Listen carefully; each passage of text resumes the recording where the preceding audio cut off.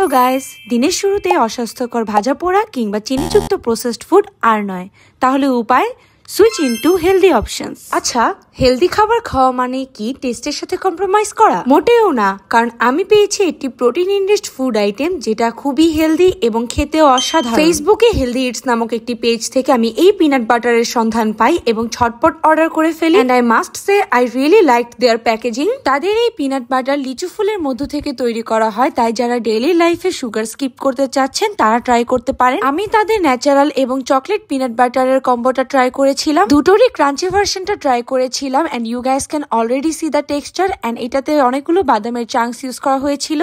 সকালের ব্রেকফাস্ট হোক কিংবা বিকেলের নাস্তা, ব্রেডের উপরে 1 চামচ পিনাট বাটার স্প্রেড করে নিলেই ব্যাস you are good to go. আমার কাছে কিন্তু তাদের এই চকলেট পিনাট বাটারটা অনেক বেশি ভালো লেগেছে। হাইলি প্রোটিন ইনরিচড হওয়ায় হেলদি ডায়েট কিংবা মাসল বিল্ডিং এ আপনার সঙ্গী হতে পারে তাদের এই পিনাট বাটার। ছাড়া শরীরকে অনেকক্ষণ এনার্জেটিক রাখে, তাই বাইরে যাওয়ার আগে ঝটপট 1 চামচ পিনাট বাটার খেয়ে নিতে পারেন। না, রেগুলার বোরিং ডায়েটকে আরো হেলদি এন্ড আরো টেস্টি করতে নিয়ে নিতে পারেন হেলদি ইটস এর এই পিনাট বাটার।